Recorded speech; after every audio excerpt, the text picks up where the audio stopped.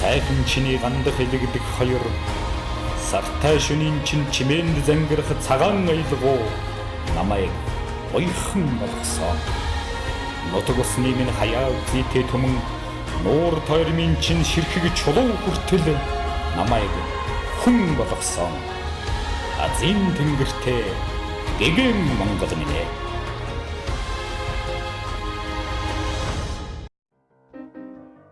Хязгааргүй ууд маас гэдэг шиг нэг л өглөө сэрхэд нэлмитл цас дарчдаг хорвоо. Нэг л өглөө сэрхэд нэг сайхан учрлын үд нээгддэг хорвоо. Тийм ээ. Хорвоо сайхаа манай өнөөдрийн гэгэн Монгол нэвтрүүлэгт аз жаргалын аялгауг сэтгэлдээ ургуулж бусдад бэлгэлдэг. Энгийн даруй хэрнээ бүтээлүүд нь өргөн хүртээмжтэй хөгжмийн зохиолч оролцож байгаа юм. Угтаа бидний нэрлээд байдаг гэгэн Монгол хүн. Монгол улсын хэмжээнд хуруу даран тоолбол гарын 5 хүрүүнд багтах эмэгтэй хөгжмийн зохиолчдын төлөөлөл. Түүний бүтээлүүд нь ихэвчлэн хайр, инрэл, хорвоог магтан дуулжээ. Тийм ээ. Энэ хүн бол Монгол улсын соёлын тэргүүний ажилтан, хөгжмийн зохиолч, Миждийн Туяа юм. Ингээд эрхэм үзэгч та бүхнийг хөгжмийн зохиолч, Миждийн Туяагийн дотоод ертөнц хизээч бүхэхгүй хүн төрлөختний мөнхийн сэдв хайрын тансаг бүтээлийн эзний тухай хүргэх гэж байна. За миний хүүхэд нас Дархан хотод төрөөд Дархан хотод өнгөрсөн. Одоо Дархан хотын 1-р цэцэрлэгээр хүмүүжээд тэгээд 1-р сургуульд ороод тэгээд 8-р анги төгсөөд Башин сургуулийн хөгжмийн ангид урилгаар орсон. Ер нь тэгээд хүүхэд нас маань Дархан хоттой холбоотой. За аавын маань Өршөөхийн Мижд гэдэг Улс аймгийн Наран булга сумын харьяат, ээж маань Жамбалын Төмөрхүү гэдэг мөн одоо Улс аймгийн Өмнө Говь сумын харьяат. Ийм хоёр буурал одоо хүртэл байна да. Манайх бол удамтай, яг хөгжмийн удамтай. Миний одоо наг цах бол одоо хөгжмийн зохиол Чулуун гэж олон сайхан дуутай. Одоо Монгол Улсын соёлын тэргүүний ажилтан сая Баясгалан Жавхлаа хоёрын хос оюунгай дууг дууллаа. Чамруугийн дэби энтергээд олон сайхан дуутай. Миний одоо наг цах маань байдаг. Гэхдээ би урлагийн хүн болно гэж юусоо бодоогүй өөрийгөө. Яг тэр эгч маань Багшин дээд сургуульд тэр үед сурдаг байж байгаа. Тэр хүүхдүүдтэй гитар авчирч өгдөг нэг хоёр дүүдээ. Тэгээд оюутан дүүнэртээ бэлэг өгдөг байхгүй. Тэгээд надад гитар өгдөлсөн. Тэгээд анх удаа тэр гитар хөгжмийг жинхэнэ өстө орцсон тоглож сураад. Тэгээд хөгжмийн нэг суур тавигдсан гэхүү дээ. Тэгээд санаандгүй байжгаад Багшин сургуулийн хөгжмийн ангийн шалгалт ирлээгээд шалгуулахад 360 хүүхдээс одоо тэгээд шалгараад явж ирсэн. Тэр үед одоо би юугаар шалгарснаа мэддэггүй. Ямар ч сонсгол ритм дуу муу дуулсан юм шиг байна. Тэгээд ямар ч тэгээд миний өмнө янзын их гоё яочин тоглодог Дархан хотын урлагийн одоо тэр шугамд одоо од хүүхдүүд шалгалт өгсөн мөртлөө надыг яагаад сонгож авсан юм бүүмэд. Тэгэхээр би одоо миний багш ч одоо талигаач болцсон л да Баатаргуу гэж мундаг багш манадыг шалгаж авч ирсэн. Тэгээд Багшин сургуулийн хөгжмийн ангид ёстой төгөлдөр хуурыг мэдэхгүй хөгжим гэж юу гэдгийг мэдэхгүйс нэг хар одоо хүнэлт ирж исэн. Тэгээд одоо энэ Бямбаяр багш маань миний багш шүү дээ, хөгжмийн зохиолч. Бямбаяр багш надад баян заадаг байлаа. Баяны багш байсан. Тэгээ нэг удаа надыг нэг миний чигчийн хурууч нэг жижигхэн байдаг нөө бассейн дээр ингээд нэг хуруу маань ингээд хүрдэггүй. Тэгээ надыг одоо чи явлаа, Дархан руу явлаа харсаж байгаа байхгүй надыг. Энэ хуруучин Дархан явлаа шүү гэх өгн хөдлөхгүй. Тэгээ надыг шоолдог гэж хэлээд. Одоо Бямбаяр багш тэгэхээр багш инээдэг. Би тэгсэн юм уу гэд. Та надыг сургуулиас энэ хуруучин явлаа гэд ингээд идэвсэн. Тэгэл анхаар тэгж тийм баянтай Багшин сургуулийн хөгжмийн ангид орж илаа. Аливаа уран бүтээлчийн бүтээл гэдэг тухайн хүний илэрхийлэл гэж ч ойлгож болно. Одоогоос 25 жилийн өмнө Энэ хөгжмийн зохиолчийн бүтээл цэцэрлэгийн багшдаа баярлалаа гэсэн сайхан бүтээл төрж байжээ. Одоо энэ хүүрэн бүтээлийг Монголын хүүхэд багчууд дуулж багшдаа талархлын мэндчилгээ хүргэдэг болсон байна. Он жил өнгөрөх тусам бүтээлийн эзэдийн үнц нь улам нэмэгдэх буй заа. Энэ дуу маань би тэр үед ерөөсө дуу зохиодгүй зөвхөн оюутан байсан үе л дээ. 4-р курс оюутан. Тэгээд Эрдэнэтэд амралтаараа очтдیں۔ Манай их Эрдэнэтэд ажилдаг. Дэгчдэр айлж очиод. Тэг өглөө оройд хүүхдийн зөөдөг. Цэцэрлэг төргөж өгдөг. Цэцэрлэгээс авдаг. Тэгээ байж байгаа тэр цэцэрлэгийн багшийг хийж байгаа бүх одоо тэр үйлдэлүүдийг би харж байсан байхгүй. Гэхдээ ямар энэ цэцэрлэгийн багш гэдэг чи одоо ямар агуу тийм юутэй ажилтаа хүн бэ те, хүний хэл мэдэхгүй ялах хүүхд яаж ч ойлгодгийг те, тэр хэлийг одоо яаж ойлгоод идэв, тэр 30-аад хүүхд тэр уйлаад байгаа хүүхд яатаа мэдэхгүй тэгээд аргыг нь олоод идэг. Тэгсэн чинь ерөөсөө би бодсон. Ер нь л цэцэрлэгийн багшаа баярлаа гэдэг дуу хийгээд бодохгүй юу. Тэгээ бодоод байж л тэр үе нөгөө пианорын сонин гэж байдаг байлаа шүү дээ. Тэр сонин дээр хүүхдүүдийн шүлэг гардаг байсан. Тэгсээг улсын улаан гомд байдаг прүсрэн гэдэг. Самбууд доржин прүсрэн гэдэг. Нэг охины шүлэг байна. Цэцэрлэгийн багшаа баярлалаа гэсэн шүлэг байгаа. Тэр айгүй азтай байгаас. Тэгээд тэр шүлгийг аваад шууд ая хийсэн байхгүй. Тэгсэн чинь тэнд аз таарад бас юу яадаг юм. Баг морин хуур гэж Эрдэнэ дотод зохиогдгийн. Одоо ая зохиогчдын хооронд. Тэгсэн тэр дуугаа би ихлэ төгөлдөр хуур дээр өөрөө тоглоод нэгдүгээр төрөөсөө шалгараа гараад ирдгийн баг морин хуураар. Тэгээ хоёрдугаар төрөлт нь одоо надад бас айгүй гой санагдаж байна л да. Одоо энэ цэцэрлэгийн маань одоо бидний 37 дугаар цэцэрлэгийн эрхлэгчийн одоо сэлэнгийн эрхлэгчийн дүн Солонгоо гэж охин мөн одоо одон чимэг гэдэг Эрдэнэтийн Гарняки найруулагчийн охин Хонгор цул гэдэг. Энэ хоёр охин дуулахгүй юу? Тэгээд тэр дуу маань тэргүүн байранд орчдөг. Тэгээд цэцэрлэгийн хүүхдүүд ерөөсөө тэр жилдээ дуулаад Эрдэнэтээр тэр дуу баг хийт болсон. Эрдэнэтийн хүүхдүүд л дуулцсан ерөөсөө. Эрдэнэтийнхэн бол одоо энэ дуу бүр амтахгүй.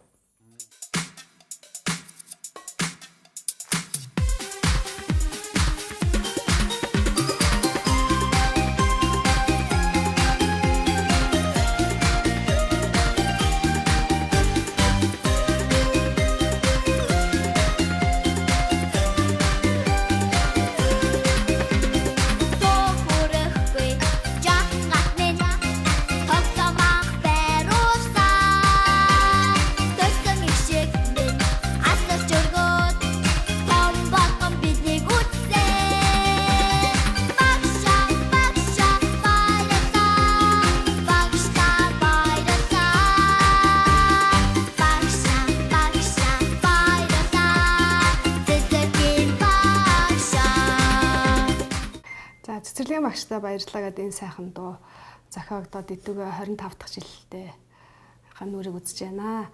За багшийн тухай ер нь олон маш сайхан дуунууд байдаг л да. Гэтэ яг цэцэрлэгийн гэж онцлж цэцэрлэгийн багшийг магтан дуулсан дуу бол маш ховор байдаг. Тийм ч учраас энэ дуу ер нь гарангуйтаа маш олонний хүртэл болж олон сайхан цэцэрлэгийн багш нар олон сайхан цэцэрлэгийн хүүхдүүдийн дуулах туртай ийм сайхан уран бүтээл болсон гэж би бодд юм аа. За 1991 онд анхын дуу маань зохиогдоод тэр үед бол би дөнгөж оюутан ширээнээс гараад нэг анхны жилдээ багшилж байсан тийм залуухан багш байлаа л да. Тэгээ энэ сайхан дууг яг миний төрсөн дүү Солонгоо гэдэг дүү маань сургуулийн сурагч байж дуулж таарад. За тэгээ би өөрөө их гоё тэрийг маш гоё санагдаж бас сураад хүүхдүүдэд заагаад ингээд дуулагдчихсан. Үе маань саяхан юм шиг сайхан санагдаж байна. Би боддгийн анхны дуу маань тэр анхны багш, цэцэрлэгийн багш шүү дээ. Тэгэж ихсэн учраас миний дуунууд одоо ингээд үргэлжлээд гайгүй аялгаа орж ирээд иргэн ихтэй хий тулаа яваад идэм болов гэж боддөө шүү дээ. Энд нялх хөрх энэ дуу маань тэгэл хүүхэд болгоод сурцсан. Би Улс аймагт явж байхдаа увс тэгж дуулагдаж бодоогүй. Нэг цэцэрлэгээр ингээд орсон чинь миний дуу явж. Тэгсэн чинь гал мандахын аяг гэсэн явж байгаа байхгүй. Тэр үйл одоо тий гал мандах багш л байсан. Тэгээд дараад нь манай галаа багш маань их цайлгах гоё хүн шүү дээ. Яана туяас тоо нэрэ ах нь одоо цэцэрлэгийн багшаа дуу зохиогоогүй гэсэн. Миний дуулсан явж илээ. Тэгээ ах эрдэнэт надад таарлаад галаа багш маань тэр инээжсэн. Тэгээ одоо тэр сайхан хөөрхөн охины шүлэг. Одоо ч одоо манай бүжээ маань бүр өөрөө бас ивэлгээ цэцэрлэг халамжийн цэцэрлэг байгуулсан. Ингээ явж байгаа. Одоо бас 25 жилийн өмнө 9 дугаар ангийн хүүхэд байхдаа Увс аймагт сурдаг тийм сурагч байсан. Тэгээд тэр үедээ яруу найргийн хүрэл тулга гэ бидний үе тийм одоо яруу найргийн наадам байсан. Одоо ч бас болж байгаа хэл та. Тэр наадамд Увсаас ирж оролцож ирсэн. Тэгээ аймгийн нөгөө шалгарсан хүүхдүүд шүлгэн уншдаг тийм наадам байдаг. Тэгэхээр тэр наадамд уншсан одоогоос 25 жилийн өмнө бичсэн цэцэрлэгийн багшаа гэдэг ийм одоо шүлгэлтэй. Тэгэхээр тэр үед Ховд аймгийн Булган сумаас ирж оролцож байсан Соёл Эрдэнэ гэдэг яруу найрагч одоо сэтгүүлж байгаа. Тэр бас цэцэрлэгийн багш гэж зөвшөөрлөгийг бичижсэн. Яг тухайн үедээ бид нарт сэдв өгөөд бичүүлдэг байлаа л да. Тэгэхээр тэр одоо шүлэг маань хүрэлт тулга яруу найрагч зориулагдаж бичсэн. Мөн одоо Монголын мянган цэцэрлэгийн багш нарт тийм ээ хүүхдүүдийг ээчигээ одоо өөрийнхөө охин шиг хүүхд шиг харилдаг тэр сайхан цэцэрлэгийн багш нарт зориулж энэхүү одоо дууны шүлгийг бичиж байлаа. Тэгэхээр олон жилийн өмнө одоо бичсэн шүлэг маань одоо 25 жил болсон байна. Монгол Улсын соёлын тэргүүний ажилтан хөгжмийн зохиолч Туяа агш маань энэ дуунд маш гоё аялгау бичиж хүүхэд бүрийн дуулах дуртай сайхан одоо амнда аялах дуртай ганцхан хүүхэд гэлтгүү хүн бүхний аялах дуртай тэр сайхан одоо дуу болсонд үнэхээр одоо баярлалдаг.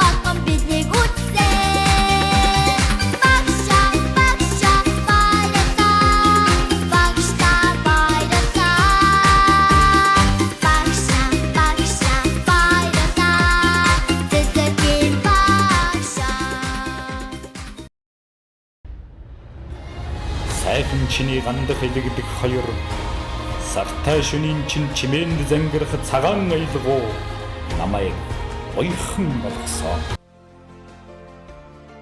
Бүтээл бүрээ төрсөн үр шигээн хайрлах. Бүтээл бүрээ хүний хөв заяата ижил химэн төсөөлж бодох хөгжмийн зохиолч Мижидийн Туяа. Цэцэрлэгийн багшаа баярлалаа хэмээх бүтээлийн шүлгийг тухайн үеийн сурагчийн бүтээлүүдээ хэвлэдэг сонин дээрээс олж харснаар бүтсэн гэдгээ. Ингээд тэрээр хожим ивэл цэцэрлэгийг үүсгэн байгуулагч, дууны шүлгийн зохиогч, продюсерэнтэй уулзаж бүтээл, уран бүтээлчдийг олон жилийн дараа холбож өгсөн гэдэг. Тэр хүнтэйгээ хинэттэй 2 жилийн өмнө 2 жилийн өмнө би төгөлдөр хуурын сургалтын төв нээж явуулдаг байхгүй юу. Энд хүүхдээ бариад нэг эмэгтэй хүрээд ирлээ. Над дээр. Хүүшээ Туяа агшаад би тантай бүр уулзах гээд. Би охиныгоо тань дээр аваад ирлээ. Хөгжим заалахаар. Би нөгөө продюсер цэцэрлэгийн багшаа баярлалаа гэж. Сураг гэж.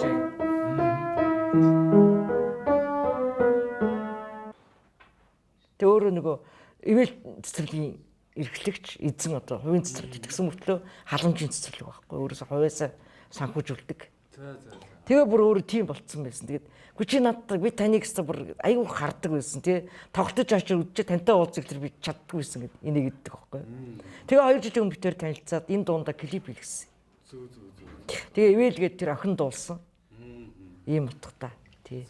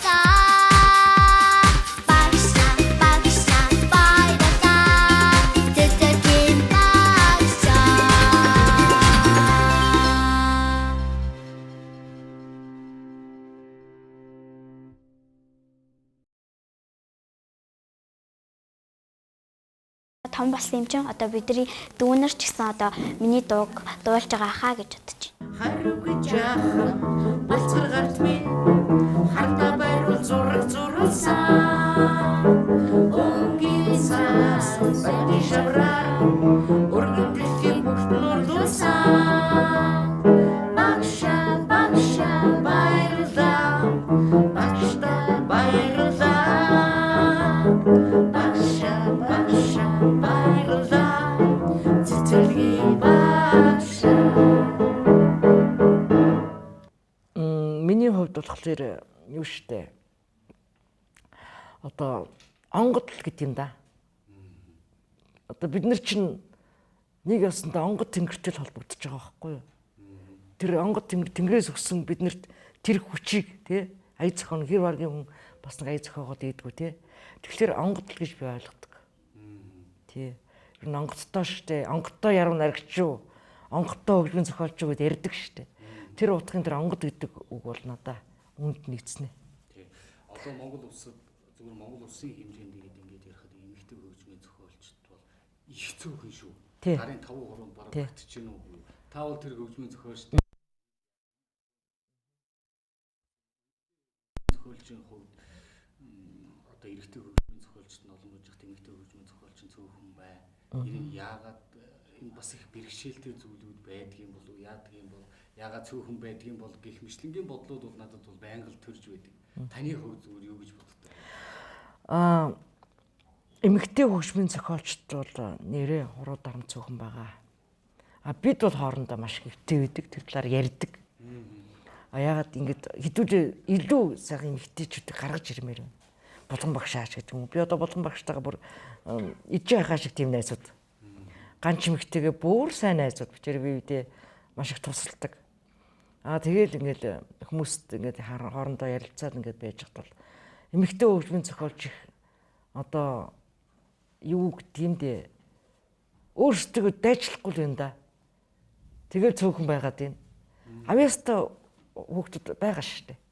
Авьяас ингээд бас гарч ирээгүй яг би хөгжмийн зохиолч мөн ч юм уу биш ч юм уу гэж бодоод идэх хүүхдүүдс байгаа. Хөөхөн дуутай. Тэгсмэр тэрийг нэг яадгүй өөрийгөө дэлгэрүүлээ. Нээ гэж боддгоо юм шиг байна. Бодол гэдэг хизээ нэгэн өдөр биелэлээ олдог өгөгдөлж байж болох юм. Хөгжмийн зохиолч Монгол Улсын соёлын тэргүүний ажилтан Мэжидийн Туяа өөрийн дотоод ертөнцийн чамдаас далайн давлгаа мэт түргцэн аялгуугаар хүмүүний сэтгэлийг аргадаа зогсохгүй хилж ирдгүй хийсэж ирдэг гэлцдэг зовлон бэрхшээлийн өмнө гудайж буй олон түмэнд ч гэсэн гарынхан алгыг уран бүтээлээрээ дэлгэж өгдөг гэгэн үйл эстэн юм. Хүн ер нь тусалж оногдож хамгийн сайхан юм шүү дээ. Ямар тэр хүн туслаа гэд надаас юу унах юм? Харин тэр хүнд тусалж явах тэр мөчд л надад баяр ёслон байдаг.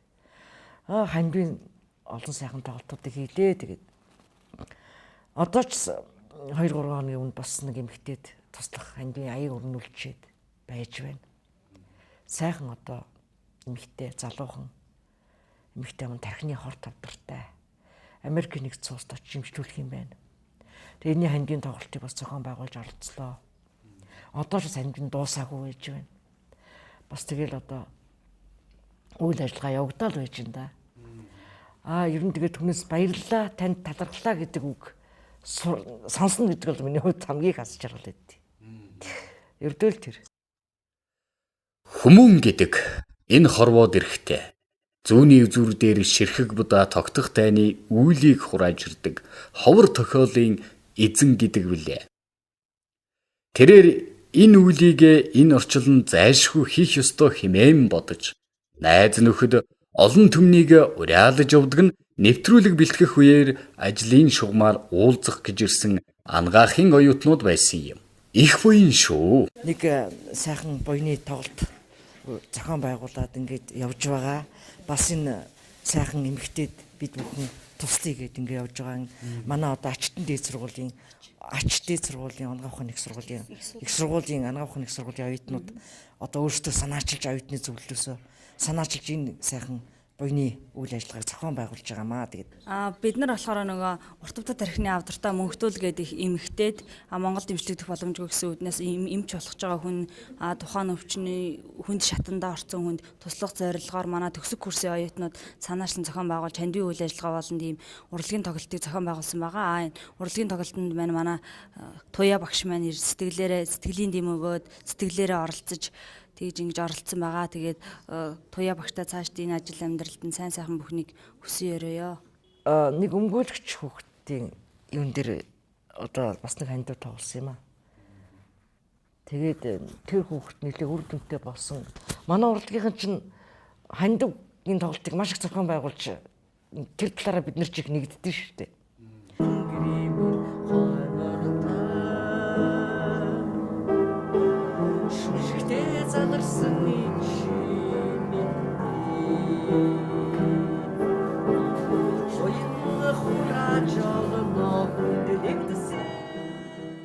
Тэгэхээр би туяа өгчтэйгээ соёлын тэргүүний ажилтан аяд зохиогч туяа өгчтэйгээ 1996 онд анх танилцчихлаа. Тэр үед миний хүүхдүүд Эрдэнэ хотын 5 дугаар 10 жилд ийм сурагч байсан. Ийм үед манай хүүхдүүдийн багш байсан юм аа. Тэгээд туяа өгчтэйгээ анх танилцчихсэн. Тэгээд би чинь 94 оноос 96 онд гадаадд нэг бас явах болдгийн. Ингээд дэжитл манай аав маань цагдаад ажилдаг. Тэгээ би энэ жоохон таархан тэтгэвд гарцсан ингэж байсан. Тэгээд ингээд байж итл манай дүү яруу найрагч Намсраа живийн Батчаргал Тэнгэрийн холын тэнгэр аав мань гэдэг нэг сайхан аялгуудаа сайхан дуу хийчлээ гэд. Манай ээж маань ярихгүй юу? Миний ээж аав маань Булган аймгийн цагдаагийн газар ажиллаж байсан. Насаараа цагдаач ажиллаж байгаа тэтгэврт харсан ийм сайхан буянтай буурал. Ээж маань одоо Булган аймгийн Баягт сумын сайхан дуучин уртын дууна дуучин Цэрэнбэл гээд ийм сайхан ээж авд өссөн би айлын ганц охин л доо. Тэгээд энэ сайхан дуугийн дуулуулаад ингээд аялгууг ингээд үзээд ээж бид нар ингэсэн чинь Батчаргал маань авчираад одоо ингэсэн айгүй сайхан аялгуутай өстой сайхан дуу байсан. Тэгээ манай ээж маань ингэж ярьдаггүй энэ ч одоо Батчаргал чинь ээж аав хоёроо мөнгөчүүлчлээ ямар сайхан аялгуу ямар сайхан дуу хийвгээ гээд тэгээд би бодож ирсэн за энэ чи ийм сайхан дуу ээж аваа мөнгөчүүлээд ямар сайхан аялгуутай сайхан дуу болж тэ гэж бодож ирсэн. Тэгээд миний ээж маань ч одоо намайг гадаадд байхдаа аав маань өөд болоод ээж маань ингээд бас байдаг байхгүй юу. Тэгээд би ээж авдаа зориулсан нэг сайхан дуу хийдэгэл дуу шүлгийг бичсэн байж байдаг. Ингээ аялгууг нэнээр хийлгээд би ч өөрөө их мундаг тийм яруу найрагч юм биш л дээ. Өөрийнхөө амьдрал тохиолцоод тэр үгийг ингээл биччихэдэг юм л хүн. Тэгээд үгийг бичээд ингээ байжсэн чинь ер нь одоо Бачргалтайгаа холбогдоод үзье яруу найрагч. За холбогдлоо. Туяа өгш шиг надад нэг олж өгөөч. Хот руу шилжсэн юм шиг байна. Тэгээд туяа өгштэй нэг уулзаадах гэхэд. Тэгээд туяа өгш утсыг аваад утсаар ярьсан. Би нэг ийм одоо шүлэг биччихлээ. Энэ шүлгийг минь аялгау хийж өгөөч би тантай уулзмаар байна гэд. Тэгсэн наа шүлэгчийн ястаа сайхан болсон байна. Тэгэлгүй яах вэ? Хоёлоо уулзъя. Би яг энэ чинь явж гин гэд Улаанбаатар хотод би тэгэхэд одоо Эрдэнэтрийн шүүхэд өмгөөлөгч хийжсэн. Эрдэнэтэд ажиллаж байсан өмгөөлөгч тэгээ нааша Улаанбаатар шилжээд ирсэн байсан үе 2000 онд та. Тэгээ ингээд 2001 2 онд хоёлоо яриад 2001 онд уран бүтээлээ ярилцаад ингээд аялгау хийгээд битээ чинь нэлээд бас удсан юм аа. Тэгээ шүлгийг чинь таны шүлгийг ингээд дахиад нэг сонсъё да гэсэн. Тэгээд шүлгээ би сонсуулсан чинь өстой сайхан аялгау байна. Миний ээж ч гэсэн одоо дархны шүүхт олон жил болсон. Ийм сайхан өстой хийнэ гэд. Тэгээд аялгау анх одоо уран бүтээлээ Тэнгэрийн шүтээ ээж аав хоёр минь гэд. Ийм одоо миний шүлгээр туяа өгш маань аялгаугаар ингэж сайхан дуу бүтсэн юм аа. Тэгээ энэ дуугийн маань ардын жүжигчин мөнгшөр дуулж ингэж одоо сайхан уран бүтээл анх хийсэн.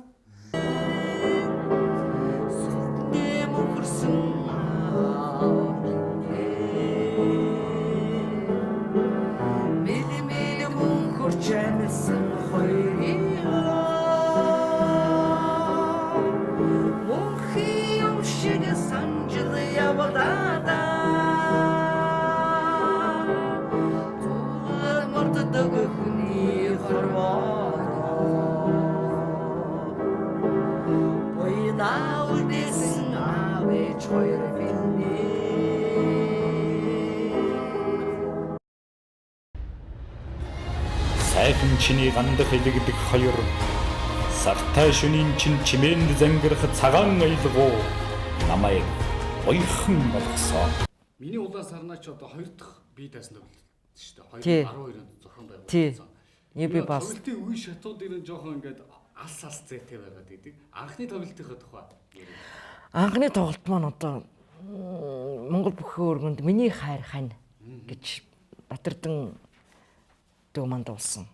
Гавэт. Тэр дуугаараа хийжсэн. Тэгээ тэр үедээ би чинь нилээ хитэн дуутай болцсон байсан шүү дээ. Улаан сарнаа хайр байд. Тэр үед миний цэцтэй жинхэнэ тэр онгодын үе байсан. Тэгээд бүхэн өргөнд маш амжилттай тоглолтоо хийсэн. Дараагаар нь болохоор би UB Pass-д миний улаан сарнаа гэсэн тоглолтоо хийсэн шүү дээ.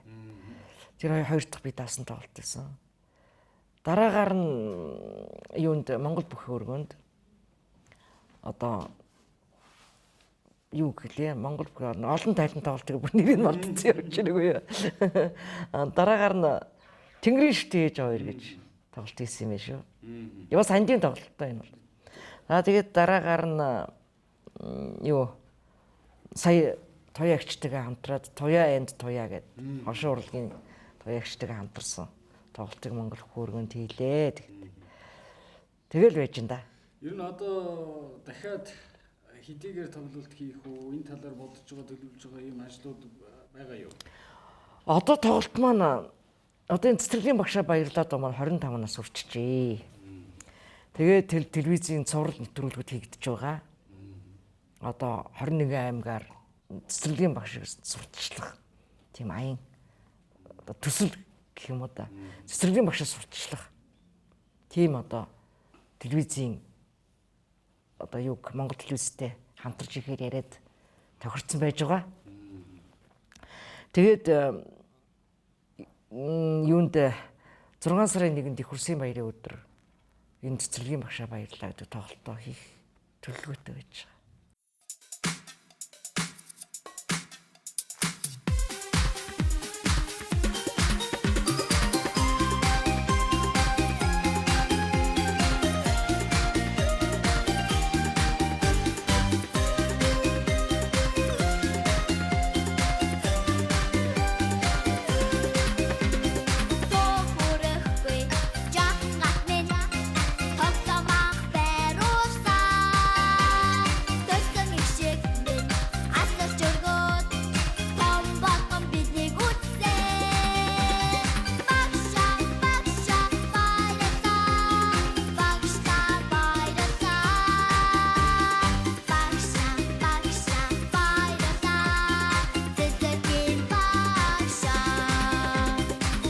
Бид хөгжмийн зохиолчийн нэвтрүүлгийг нийслэлийн 37 дугаар цэцэрлэг дээр зураг авалтын ажиллагааг зохион байгуулсан.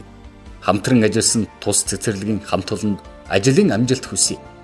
Энэ үеэр ивэл цэцэрлэгийн эрхлэгч бяцхан охин ивэл цэцэрлэгийн сурагч дүү нартай хөгжмийн зохиолч багшийн хамтаар гарын бэлгээн гардуулж талархснаа илэрхийлсэн юм.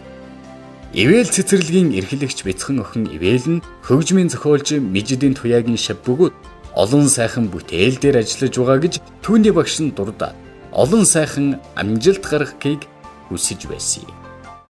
Их олон хүн тусалдрын хариуд бас таны хүнд цаг үед бас гийхан. Бас чин сэтгэлээс тусалж исэн бас энэ тохиолдлууд байдгийн бил. Өнөөдрийн нэвтрүүлэг бол ГГ Монгол. Их гэгээтэй сайхан уран бүтээл ирж байгаа. Мэдээж бол амьдралд бол тав баярлаа гэдэг үг дуртай. Мөн баярлаа гэж бас хэлэх дуртай. Бас энэ зарим нэг зүйлүүдийг амьдралд мартчихуулахгүй зарим нэг зүйлүүдийг орхигдуулж асууж болохгүй юм шиг надад санагдаад танд энэ асуудыг. Яг тэгвэл би гараа гэмтээсэн. Одоо бас 5 жил юм. Тэгээд гараа гэмтээчихэд би юу ч мэдээгүй англи тоглолт Монголнуудыг зохион байгуулж яах гэж миний одоо санаанд орооч. Гэтэл эмнэлэгт ингээд байж миний шав одоо дуучин баярын болд. Болдмон нэг өдөр уцтаад багшаа би тоглолт зохион байгуулж. Таны ханьбад. Гэлээ. Гэхдээ яах гэсэн бэ миний хоо одоо димэд юм одоо ямар их аимшигтай болцсон байгаа ч хэдэн уруултаа байхгүй болцсон одоо.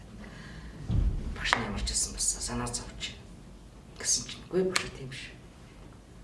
Тэгээд ханбын тоглолт зохион байгуулад пиг дөрөв ирсэн мэс надаа ягаад Монголын би их сонсож финит тийм үү бүхэн өргөө пиг дүүрсэн уран бүтээлч чинь баг 50 уран бүтээлч санаагаар би очно гэдэг ирсэн мэс тэр үед би нэрээс та үнэхээр манай урлагийнхан гэдэг чинь ийм л гоё нэгнийгээ бол ингээл түшээд авдаг юм байна. Өстө баярлалаа гэж харин хүн болгонд хэлсэн. Тэр тоглолт маань баярлалаа гэж нэртэй тоглолт байсан. Тэгээд би өөр баярлдгийг. Одоо би гартаага хөгшмө тоглоод сууж байгаа юм. Надад их байх хэмжээгээр ханд өгсөн, тамгаалч ханд бүх хүмүүст ханд өгсөн. Тийм ээ? Сэтгэлээсээ байсан. Чиний би яаж ч асуусан ч хүн болгонд би өнөөдөр бас дахиад энэ телевиз одоо энэ гарч байгаа нэвтрүүлэгт орж байгааг дахиндуулаад ёстой баярлалаа гэж дахин хэлчихье. Ер нь сүүлийн үед ямар уран бүтээл дээр ажиллаж байна? Тодорхой төвшний уран бүтээлчтэй хамтарч ажилддаг, аль эсвэл сайхан уран бүтээлүүд ороод ирэхээр түүн дээр нь ажилддаг. Бас энэ үзэгчд бас их сонирн байж магадгүй. Сүүлийн үеийн уран бүтээл гэхлээр би одоо сайн нэг дөрөв хүү соёлын сургуулийн дөрөв хүүхдийг би бас над дээр ажиллаж байгаа. Тэр хүүхдүүдийг бас сайхан дуучид болох талаас нь багш зөвлөгөө өгөөд сайн их орны тухай урьхан гэдэг нэг яруу найрагч охин байдгийн тэрний шүлгийн сайхан их орны дуу хийлээ. Одоо бас би дуудахгүй хүүхдийн хоёр дуу хэлээ. Нэг нь Хүрлбаатар ахын шүлэг нөгөөх нь Дартамдаг яруу найрагчийн шүлэг гэдэг хоёр хөөрхөн сэтгэлгээ насны хүүхд зориулсан хоёр дуу. Одоо нэг 10 цагийн өмнө зохиолч сууж байна. Одоо энэ дээр бүх юм одоо бэлэн болцсон. Анхны одоо сонсогчдын манай энэ 37 дугаар цэцэрлэгийн хүүхдүүд байх шиг байна. Мужийн багшд нь авчираад өгсөн. Тэгээд нэг хуулийн бүх одоо энэ Монголын бүх хуульчдад одоо прокурорууд миний ээж хуулийн тэгээд прокурорууд шүүгч нар цагдаа нарт тийм ээ ер нь хуулийн бүх одоо өмгөөлөгчдийн эдрийг багцсан хуульчдын одоо сүлд төгссөн сайхан дог нэг бас яруу найрагч өмгөөлөгч оюун магаз ихчтэйгээ хамтарч ийгээд бэлэн болцсон байна. Иргэдээ бас 2-3 дуунуудаас дуучин гэрэлмаа нэг дуу автсан байж байна хараагаар тэгээд иргэдэл нэг тиймэрхүү уран бүтээл байна да одоо. Тэгэл бас үргэлжлэл явна л да. Сайхан шүлгээр бол уран бүтээл оцрохгүй яваа.